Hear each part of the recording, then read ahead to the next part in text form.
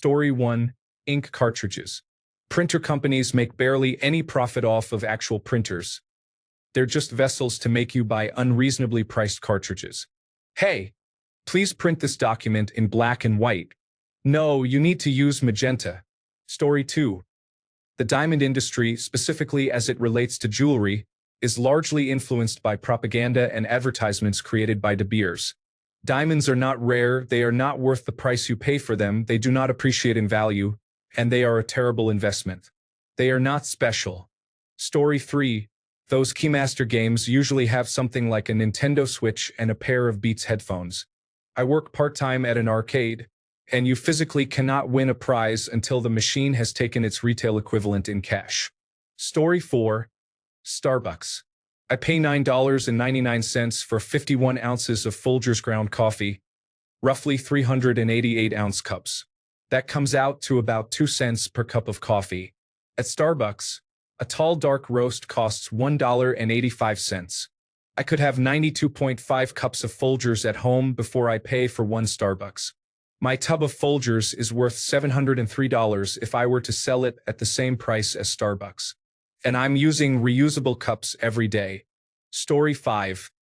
Every single person on the internet that sells some sort of millionaire education is all nonsense.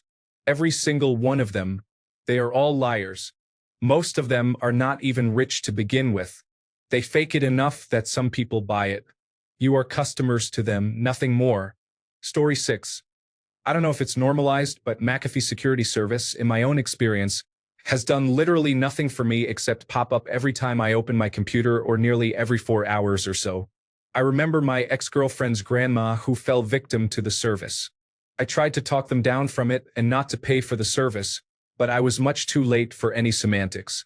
So I just took it to memory that every computer already comes with security software, and any outside security software, if not installed properly and checked with 100% concentrated power of will, you're going to have a bad time. At least, I'm convinced that the McAfee service is just a virus that makes you pay, similar to some of those other viruses that get your photo via your personal webcam, lock your computer, and show you a copy-pasted photo of a legal document urging you to pay a ransom. What was it? Ransomware. So my belief is that even though most people may use McAfee as a computer firewall security service, it's more than likely a scam. Downvote me to hell, but at least convince me otherwise first. Story 7. Manufacturers refusing documentation to private repair enterprises and requiring you to get your products fixed by the dealer is basically the reason for the right to repair movement. Story 8. Homeowners insurance. 1. Sorry, we are not selling new policies in your area right now because an earthquake, wildfire, flood, or other event just happened that you might want to insure against.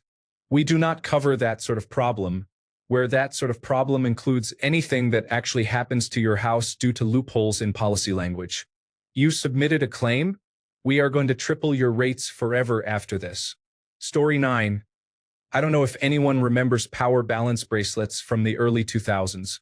A lot of celebrities and athletes advertised for them, and they claimed to improve your balance and overall health. Being a rubber bracelet made in a factory, it was all nonsense, but they still sold millions of units before shutting down. A new company owns them now, and you can still buy them, though. Edit. Yes, I heard about this from a Danny Gonzalez video. Story 10. Paying for cable television. The whole idea of paying was to create a revenue stream separate from that of marketing. There are a few out there, such as Home Box Office, but generally, we pay to access the content and still have to spend 20% of the time sitting through commercials. Then streaming comes in and we were free of advertisements again, for a bit. Now YouTube has tons of ads, and other streaming services are talking about adding ads as well. Story 11. Social media. From their happy beginnings, they are now mostly a funnel used to ram as many advertisements into your mind as inhumanly possible. Sponsored posts every third or fourth item. I see you, Instagram, Facebook, Reddit, etc. And that's not even mentioning the extensive filtering network that curates the information you get to see when you are looking for something. Curated information is just a nice expression for you being conditioned to form certain opinions and buy more stuff. Social media grew minds. Edit. Wow. Over 11,000 upvotes. If we may assume that 1 in 10 people bother to vote at all, This means that my post has been seen by over 100,000 people. This illustrates the amazing power of the internet. The irony is not lost on me that my most popular post ever should be about how social media have become overly commercialized to the point of being a scam. Things I learned from the comments and some light research. Many of you quoted the old saying, "When the product is free, you are the product." The earliest attribution that I could find was to an artist named Richard Serra in 1973. To this, I could add, there is no such thing as a free lunch. Building and running the internet is not free. In fact, several sources state that the internet consumes over 10% of the global electricity supply. Let that sink in for a bit. Using 10% of the global electricity supply is equivalent to running about half the USA, or Germany plus Canada plus South Korea plus France plus the United Kingdom plus Italy. Put another way, 10% of global carbon dioxide emissions from electricity generation are due to running the internet. If we estimate that 50% of internet activity consists of sending around advertising and spam, we have to ask ourselves, is that really worth spending 5% of the world's entire electricity supply on? Or would it not be better to dial that fluff way back and start charging users a fair fee? Speaking for myself, I believe that the internet is an invaluable addition to our lives, and I would be willing to pay a fair and transparent fee for an ad-free, tracker-free, spam-free, bot-free internet experience, certainly if that means that we will also save 5% of the world's global electricity. Note that I am not saying the internet should be censored. Far from it.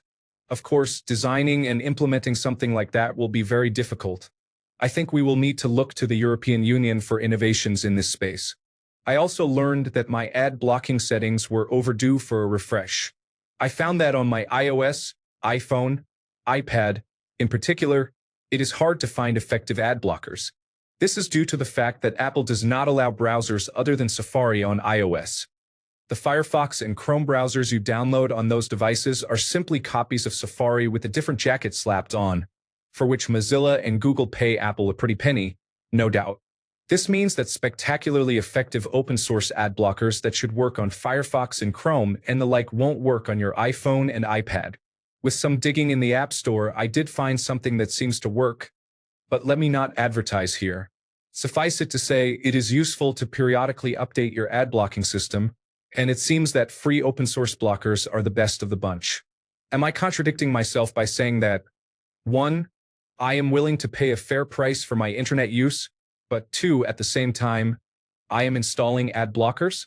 Yes, a bit, but I install the ad blockers mainly out of a concern for my privacy, which I believe is under heavy attack.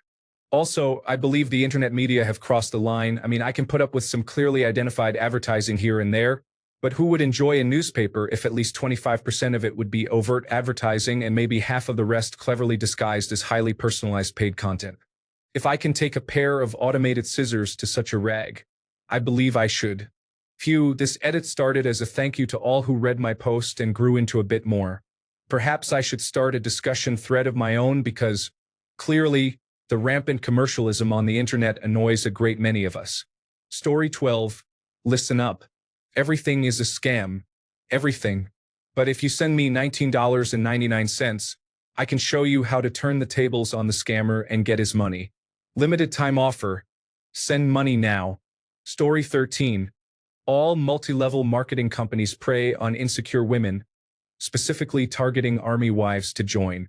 It's almost like a cult, promising new friends, lots of free trips, and earning $20,000 a month. They are not your friends, and the trips are only free if you become a top earner. The only way to make $20,000 a month is to recruit at least 100 people in your team who work every single day. Most sales from those companies come from the salesperson buying the product to sell, and they tell you that you have to buy more to sell more. This is really gross. I wanted to add something. I've been researching multi-level marketing companies for years, and I want to clarify what I mean about insecure women. Insecure meaning sad, lonely, stressed, not financially stable, not guaranteed a home due to being part of a military family that moves a lot. I've been to these meetings and listened in on calls about how to get more recruits. I'm repeating what they have said in these calls and meetings. Sad, lonely, insecure. I also do not mean that all insecure women take the bait. I myself am extremely insecure in many ways and have never joined a multi-level marketing company, even though I've been offered many opportunities. I hate that they are so predatory towards these people. I want to make something else clear. I in no way judge the women, men, and non-binary individuals who take these opportunities. When you don't know where your next paycheck is coming from and you have mouths to feed, they make the offer very tempting. I would hope people choose a different job, but it's definitely tempting, especially for stay-at-home moms. Turn your judgment to these disgusting companies and the people higher up in those companies who make people feel like their lives are about to become so much better. Story 14. Cat food. Look at the cat food at a random store and see how the design brags about all the healthy vegetables they've crammed into your obligate carnivore's diet. Then check out the ingredients and see how corn, rice, and so on are often the first ingredients. Pet foods market toward humans by trying to appeal to human sensibilities, not genuine desire to provide your cat with the best diet. Story 15. Once you finish high school, it's all fun ahead. Once you finish the degree, it's all fun ahead. Once you get a job, it's all fun ahead. Once you die, it's all fun ahead. Story 16. Annual college tuition increases. Why are they not held to a competitive pricing model instead of having to take out a mortgage to go to school? Everyone wants to talk about the government paying for college education, but there is no conversation on why it is that expensive anyway, especially when some universities have endowments in the billions, where just the interest on those funds could literally pay the tuition for everyone who attends. Update: wow, this went crazy. Thank you everyone for keeping it a civil discussion on the topic instead of going on political rants. And thank you for the awards. Kind strangers. Story 17. Funerals and everything to do with them. The funeral industry has insane pricing. Some of the funeral homes and vendors are even predatory, getting grieving families to pay upwards of tens of thousands of dollars because that's what the deceased would have wanted. Story 18.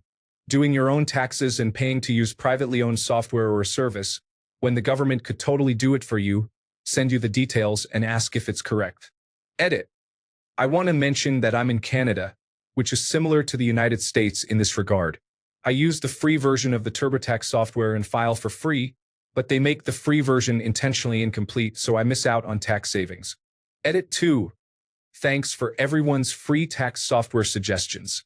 Simple Tax and Studio Tax sound great. If I were in the United States, I would totally use a certain website. Seriously though, I've been procrastinating on my taxes and I'm late for the first year ever. You've saved me with these suggestions and made me feel the anonymous kind of internet famous with the upvotes and awards. Thank you. Story 19. Planned obsolescence involves designing products to have defects or perform poorly shortly after the warranty expires. Here are 2 examples of how companies can influence a product's lifespan. 1. Using inferior materials in critical components, such as soft metal screws or cheap plastic instead of metal in stress-bearing parts. Companies know the average lifespan of these components and strategically place them to fail. Designing products so that components needing replacement cannot be easily replaced. For example, many products now have batteries that users cannot replace themselves. Some are so designed that even independent repair shops struggle to replace these components. This applies not only to phones but to any electronic product. Story 20. Members of the Senate, Congress, and presidential candidates collect money from corporations and big donors, hiding it in campaign accounts, political action committees, and super political action committees, and then distributing it as they like. They no longer act as a government of the people and for the people. Edit. Since people are reading this and responding, I recommend you get to know and understand the approach of Lawrence Lessig and his approach to reform, which is well thought out and taking root. Story 21. Unpaid internships. Anyone who offers unpaid internships is exploiting people. Individuals often get taken advantage of in such situations, and for what? Most times, they don't even count. What is the purpose? I get so irritated when someone posts, unpaid, but you'll be given a certificate. Just do the work yourself. Edit. I'm talking about unpaid internships that don't offer anything other than a certificate. There are very few companies that provide unpaid internships that actually offer some value. I'm not criticizing normal paid internships at all. Story 22. Student loans. What started as an assistance program to help democratize higher education so it wasn't just for the super wealthy has turned into a limitless source of profits for lenders and colleges. Even state public universities. Schools are now immune to market price pressure. No matter how high they raise fees, prospective students will always be able to get enough loan money to meet them. On the lender side, they have no incentive to screen either borrowers or the schools because the loans are almost impossible to absolve. You can default, but you still owe for life. It's some of the only debt you can't discharge in bankruptcy. So every lender is happy to give a six-figure check to wide-eyed 18-year-olds who have near-zero real-world or job experience and have been sold a wing and a dream by college recruiters. The only person who bears any risk in the whole system is the student, who is told from day one of kindergarten by parents, teachers, TV, every motivational speaker that drives by, and absolutely the recruiters that you go to college or you're a complete waste. Whatever it takes, you go get that degree.